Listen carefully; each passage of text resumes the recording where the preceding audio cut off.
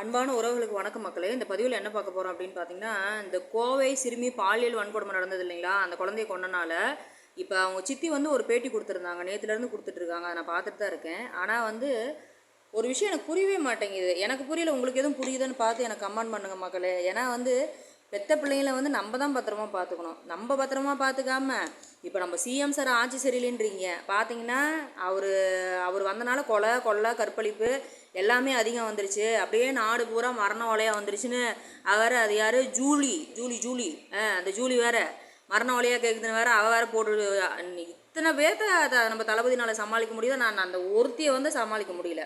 நம்ம கட்சிக்காரங்களும் சரி, நம்ம தளபதியும் சரி, அதுக்கு வந்து ஆப்பிடிச்சா சரியாக போயிடும். அவள் பண்ணுற அகராய்த்தி முறை தான் இத்தனையுமே. மக்களுக்கெல்லாம் வந்து இப்போ மக்கள் வந்து என்ன பேசினாலும் என்ன செஞ்சாலும் வந்து கேள்வி கேட்க மாட்டாங்க, எல்லாம் பயந்துக்குவாங்க அப்படிங்கிற மாதிரி அவரோட வாக்குவாதம் இருக்குது. அதனால் அவளை வாய் அடக்கினாவே எல்லாம் சரியாக போயிடும். நல்லா எவ்வளோ பெரிய மரக்கட்டையை கொண்டு போய் அப்படி வாயிலே அப்படியே போட்டு மூடிட்டு வந்துடும் அவளை. அப்போ தான் வந்து இதுக்கெல்லாம் ஒரு முடிவு வரும். இப்போ இவங்க அம்மா அப்பா வந்து தண்ணி அடித்து வீட்டில் படுத்ததுக்கு நம்ம தளபதி என்ன பண்ணுவார், பொதுமக்கள் என்ன பண்ணுவாங்க, யார் தான் என்ன பண்ணுவாங்க, நல்லா யோசிச்சு பாருங்கள். இப்போ நம்ம பிள்ளைங்களை பொறுப்பாக பெற்று வளர்த்தக்கூடிய ஒரு கடமை நமக்கு இருக்குது. இப்போ அவங்க சித்தி பேட்டி கொடுத்துருக்காங்கல்ல, அவங்க சித்தியை வந்து அவங்க சித்தியும் சரி, அவங்க அக்கா மாமாவும் சரி, ஒரு கண்ணாடி ஒன்று கொண்டு போய் உங்கள் முகத்தை நீங்களே பாருங்கள். அந்த வார்த்தையை நீ திருப்பி கேட்டுக்க. நீ கரெக்டாக இல்லாமல் உங்கள் அக்கா மாமா தண்ணி அடித்து படுத்ததுக்கு இப்போ பார்க்க போனால் கவர்மெண்ட் பதில் சொல்லணும்னா கவர்மெண்ட் எப்படி பதில் சொல்லும்? இப்படி ஒவ்வொரு வீட்லேயும் ஒவ்வொரு விஷயம் நடந்ததுன்னா எல்லாத்துக்கும் கவர்மெண்ட் பதில் சொல்லிகிட்டே இருக்குமா? நஷ்டீடு கொடுங்கன்னா நீ பொறுப்பு இல்லாமல் இருந்ததுக்கு எதுக்கு கவர்மெண்ட் நஷ்டீடு கொடுக்கணும்? நான் கேட்குறது அதுதான். எதுக்கு கவர்மெண்ட் நஷ்டீடு உனக்கு கொடுக்கணும்? உன் பிள்ளைல நீ தான் பத்திரமா பார்த்துக்கணும். அதுக்கு யார் என்ன பண்ண முடியும்?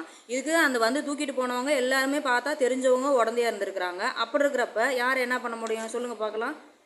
நல்லா பட்டாம்பூச்சி மாதிரி சிறகடிச்சு பறக்கக்கூடிய ஒரு குழந்தைய உனக்கு வந்து அந்த பிள்ளைகளை பெற்று வளர்த்துறது தகுதியே இல்லைன்னு தான் நான் சொல்லுவேன். தகுதியே இல்லாதவருக்கு எதுக்கு பிள்ளை? நல்லா யோசிச்சு பாருங்கள். புருஷன் தான் தண்ணி அடிக்கிறான்னு சொல்லிட்டு இன்றைக்கி எத்தனை பார்க்க போனால் லேடிஸ் எல்லாமே பார்த்தீங்கன்னா மதுபோதையை ஒழிக்கணும், இன்றைக்கி வந்து மதுங்கிற ஒரு விஷயமே உலகத்தில் இருக்கக்கூடாது, நாடு வந்து சீரழிஞ்சு போகுது, குட்டிச்சோராக போகுதுன்னு சொல்லிட்டு எத்தனை பேர் இன்றைக்கெல்லாம் போராடிட்டு இருக்காங்க. அப்போ பொட்டச்சி நீயே குடிச்சிங்கன்னா அப்போ பார்க்க போனால் எங்கே இருக்குது? அப்போ பார்க்க போனால் வீட்டில் இருக்கிற பொம்பளைங்களே எல்லாருமே குடிச்சிங்க அப்படின்னா நாளைக்கு வந்து ஒன்றுமே பண்ண முடியாது. இன்றைக்கி ஆம்பளைங்க தண்ணி அடித்தாவே அடக்க முடியல. அப்போ பொம்பளைங்களும் அடித்தாங்கன்னா இது நீ வீடு அதாவது வீடு மாதிரி இருக்காது, நாடு மாதிரி இருக்காது, சுடுகாடு மாதிரி ஆகி எல்லாம் குட்டிச்சோராக போக வேண்டியதான். அப்போ வந்து உனக்கு எதுக்கு நியாயம்? அது உனக்கு எதுக்கு நியாயம்? அது எப்படி உனக்கு வக்காலத்தை வாங்கி உங்கள் தங்கச்சி முதல்ல வீடியோ போடுது, அதை யோசிச்சு பாருங்க. அதில் வந்து கரெக்டான நியாயம் இருக்கா? கட்சிக்காரங்களை கேள்வி கேட்குறதுக்கு உனக்கு என்ன இருக்குது? கட்சிக்காரங்க வந்தால் பார்க்க போனால் அது வீதி நல்ல வீதின்னு சொன்னாங்க, தெருவு நல்ல தெருவுன்னு சொன்னாங்க. அதனால் நாங்கள் வந்தோம் அப்படின்னா எல்லா தெருவுலேயும் பிரச்சனை நடக்குது, எல்லா ஊர்லேயும் நடக்குது.